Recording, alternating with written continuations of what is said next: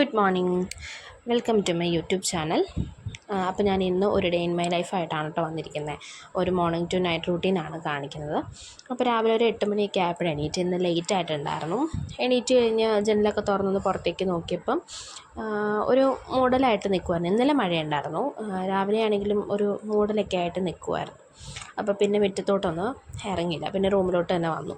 അത് കഴിഞ്ഞ് നോക്കിയപ്പം ഇതിവിടുത്തെ സ്ഥിരം പരിപാടിയാണ് കേട്ടോ. രാവിലെ ഞാൻ കുഞ്ഞെണീറ്റ് കഴിയുമ്പം അവനൊരു ബെഡൊക്കെ വിരിച്ച് ഹാളിലിരുത്തും. അപ്പോൾ ചേട്ടനും കളിക്കാൻ കൂടിക്കോളും. അപ്പോൾ ചേട്ടനും അതിനും തമ്മിലുള്ളൊരു കളിയായിരിക്കും കുറച്ച് നേരത്തേക്ക്. കുറച്ച് നേരമൊക്കെ ഇങ്ങനെ കിടക്കും. അത് കഴിയുമ്പോൾ പിന്നെ കരയുക. അപ്പോൾ പിന്നെ ഫീഡൊക്കെ ചെയ്ത് പിന്നെ തൊട്ടിയിൽ കിടത്തിയാൽ ആളങ്ങ് ഉറങ്ങിക്കോളും. പിന്നെ ഞാൻ പുറത്തേക്ക് ഇറങ്ങി നോക്കിയപ്പോഴും വെയിലൊന്നുമില്ല, പക്ഷേ നല്ല തണുപ്പുണ്ട്, നല്ല കാറ്റൊക്കെ ഉണ്ട്. നമ്മുടെ സിറ്റ് ഔട്ടിലിരിക്കാൻ നല്ല രസമാണ്, നല്ല കാറ്റുണ്ട്. അപ്പം ചൂടത്തൊക്കെ ഞങ്ങളിവിടെ ഇറങ്ങിയിരിക്കാനാണ് പതിവ് കൂടുതലും. ഞാനിന്ന് കുറച്ച് സമയം സിറ്റ് ഔട്ടിലിരിക്കും കേട്ടോ. അപ്പോൾ ഇന്ന് ഇരുന്നപ്പോൾ ഇച്ചൂട്ടനും കൂടെ വന്നിരുന്നിട്ടുണ്ടായിരുന്നു. എന്തോ ദുരിദേശം കൊണ്ട് വന്നിരിക്കുന്നതാണ്. സാധാരണ എൻ്റെ കൂടെ അങ്ങനെ ഇരിക്കാറുള്ളതല്ല. പുള്ളി ടി വിയൊക്കെ കണ്ടിരിക്കുവാണ് പതിവ്. അപ്പോൾ ഇന്ന് വന്ന് അടുത്തിരിപ്പുണ്ട്. അപ്പോൾ എന്താ കാര്യം എന്നൊക്കെ ചോദിച്ചു കഴിഞ്ഞപ്പോഴാണ് കുറച്ച് ലിസ്റ്റുകളാണ് ആളുകൾ പറയുന്നത്. അത് വേണം, ഇത് വേണം, അങ്ങനെ എപ്പോഴും ഒരു ലിസ്റ്റ് ഉണ്ടാവും. ഇപ്പം അച്ഛൻ രാവിലെ ജോലിക്ക് പോകുമ്പോഴും അച്ഛൻ വൈകിട്ട് വരുമ്പോൾ എനിക്കത് വേണം കേട്ടോ, എനിക്കിത് വേണം കേട്ടോ, ഇത് തന്നെ ആൾക്ക് പറയാനുള്ളൂ. ഇടയ്ക്ക് ഫോൺ വിളിക്കുമ്പോഴാണെങ്കിലും അത്. അപ്പം അങ്ങനെ പറയും. എന്നിട്ട് പിന്നെ ഞാൻ പറഞ്ഞു, എല്ലാം പറഞ്ഞാൽ കേൾക്കുന്ന കുട്ടിയാണെങ്കിൽ വാങ്ങിച്ചു തരാം. ആദ്യമൊക്കെ സമ്മതിച്ചു, പക്ഷേ അവനവന് തോന്നിയതുപോലെ ചെയ്യുള്ളൂ. അങ്ങനെ എണീറ്റ് പോയി.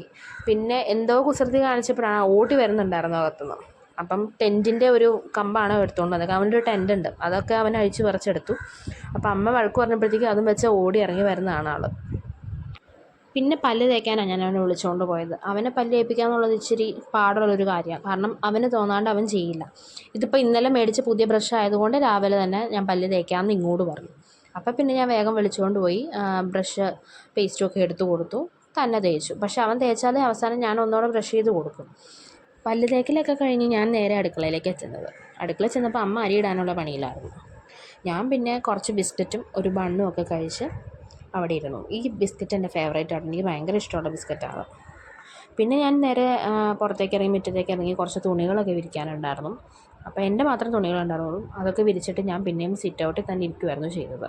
കാരണം ഒരു തെളിച്ചമില്ലാത്തതുകൊണ്ട് മഴ എപ്പോൾ വേണമെങ്കിലും പെയ്യാന്നുള്ള രീതിക്കാണ് നിന്നത്. അങ്ങനെ തുണികളെല്ലാം വിരിച്ച് ഞാൻ സിറ്റ് ഔട്ടിലിരുന്നപ്പോഴത്തേക്കും അമ്മ പാലൊക്കെ തിളപ്പിച്ച് കൊണ്ടുവന്നു. അപ്പോൾ കുഞ്ഞുവാവയും കരഞ്ഞുകൊണ്ട് അമ്മ കുഞ്ഞുവാവനെ എടുത്ത് ഫ്രണ്ടിൽ വന്നിരിക്കണ്ടായിരുന്നു. പിന്നെ കുറച്ച് നേരം ഞങ്ങൾ അവിടെ തന്നെ ഇരുന്ന് ചായ കുടിച്ചിട്ടാണ് കയറിപ്പോയത്. ചായ കുടിയൊക്കെ കഴിഞ്ഞിട്ട് ഞാൻ പിന്നെ കുഞ്ഞുവാവനെ ഉറക്കാൻ തൊട്ടി കിടത്തിയായിരുന്നു.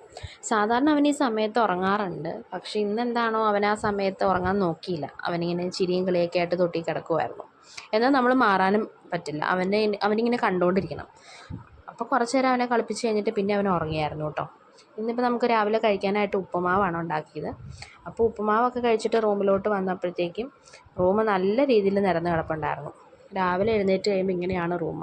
പിന്നെ കുറച്ചധികം തുണികൾ അലക്കാനുണ്ടായിരുന്നു. അലക്കാനുള്ള തുണികളെല്ലാം എടുത്ത് ഞാൻ മെഷീനിലോട്ടിട്ട് ബെഡ്ഷീറ്റൊക്കെ വിരിച്ച് കഴിഞ്ഞിട്ട് പിന്നെ അടിച്ച് വരാമെന്ന് ഓർത്തു കേട്ടോ.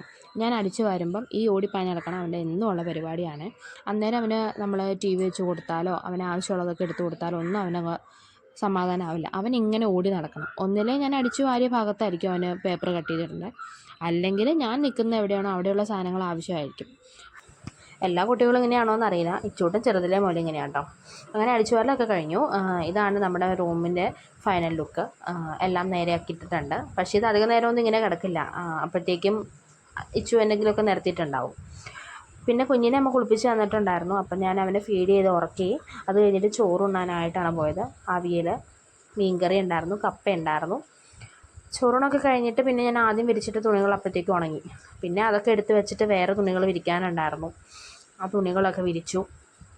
അത് കഴിഞ്ഞിട്ട് പിന്നെ കുറച്ച് തുണികൾ മടക്കാനുണ്ടായിരുന്നു. മടക്കിയ തുണികളെല്ലാം ഷെൽഫിലെടുത്ത് വെച്ചിട്ട് പിന്നെ ഞാൻ കുളിക്കാമെന്ന് ഓർത്തു കേട്ടോ. ഞാൻ കുളിയൊക്കെ കഴിഞ്ഞ് വന്നപ്പോഴത്തേക്കും പുറത്ത് നല്ലവണ്ണം മൂടി കെട്ടി നിൽപ്പുണ്ടായിരുന്നു. നല്ല മഴ പെയ്യാനായിട്ട് മൂടി നിൽപ്പുണ്ടായിരുന്നു. അങ്ങനെ ആ തുണികളെല്ലാം എടുത്ത് വെച്ചു.